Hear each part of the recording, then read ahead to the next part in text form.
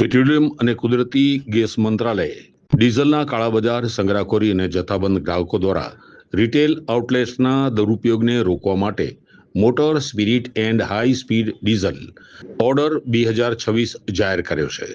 આ કામચલાઉ નિયમો શરૂઆતમાં 90 દિવસ માટે અમલમાં રહેશે.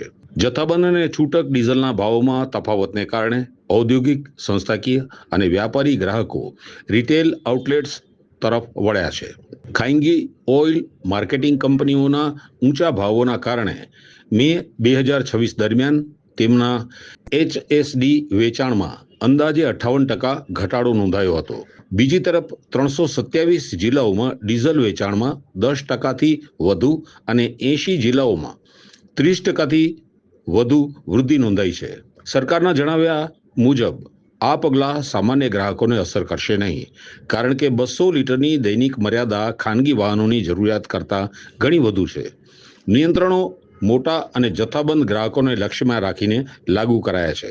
સરકારના ધ્યાનમાં જેરી કેનમાં મોટા જથ્થામાં ડીઝલ ખરીદી અને પુનઃ વેચાણના કિસ્સાઓ આવ્યા છે. તેથી આવા કાળાબજાર અને સંગ્રહખોરી સામે કડક કાર્યવાહી થશે.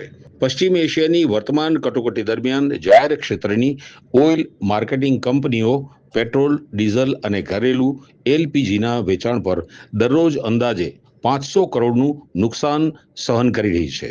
છૂટક ડીઝલ જથ્થાબંધ ડીઝલ કરતાં પ્રતિ લીટર અંદાજે ₹40 સસ્તું હોવાથી જથ્થાબંધ ગ્રાહકો રિટેલ આઉટલેટ તરફ વળી રહ્યા છે.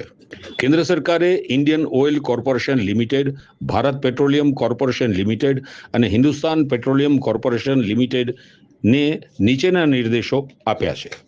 રિટેલ આઉટલેટ્સ માત્ર વાહનની ટાંકી અથવા PESO સામાન્ય કન્ટેનરના ડીઝલ આપશે અને ગ્રાહક વાહન દીઠ દૈનિક 200 લીટર મર્યાદામાં રહેશે. રિટેલ આઉટલેટ્સ પરથી ખરીદાયેલ ડીઝલનું પુનઃ વેચાણ પ્રતિબંધિત રહેશે. ઔદ્યોગિક, સંસ્થાકીય અને વ્યાપારી ગ્રાહકો રિટેલ આઉટલેટમાંથી ઈંધણ ખરીદી શકશે નહીં. તેઓએ ગ્રાહક પંપોનો ઉપયોગ કરવો પડશે. OMCS અને ડીલરો ઓર્ડરનું પાલન સુનિશ્ચિત કરશે. રાજ્ય સરકારો અને કેન્દ્ર શાસિત પ્રદેશોને કાળાબજાર તથા અનઅધિકૃત ડાયવર્ઝન સામે કાર્યવાહી કરવા સૂચના આપવામાં આવી છે. ઓર્ડરના ઉલ્લંઘન બદલ આવશ્યક ચીજવસ્તુ ધારો 1955 અને અન્વયે લાગુ કાયદાઓ હેઠળ દંડ તથા કાનૂની કાર્યવાહી થશે. સરકારે સ્પષ્ટ કર્યું છે કે રેશનિંગ નથી અને દેશમાં પેટ્રોલ અને ડીઝલની કોઈ અછત નથી. ભારત વિશ્વનો ચોથો સૌથી મોટો રિફાઇનર અને રિફાઇન્ડ પેટ્રોલિયમ ઉત્પાદનનો 5મો સૌથી મોટો નિકાસકાર દેશ છે. સરકાર અવિરત ઈંધણ પુરવઠો, ગ્રાહકોના હિતોનું રક્ષણ અને ઉર્જા સુરક્ષા જાળવવા પ્રતિબદ્ધ છે.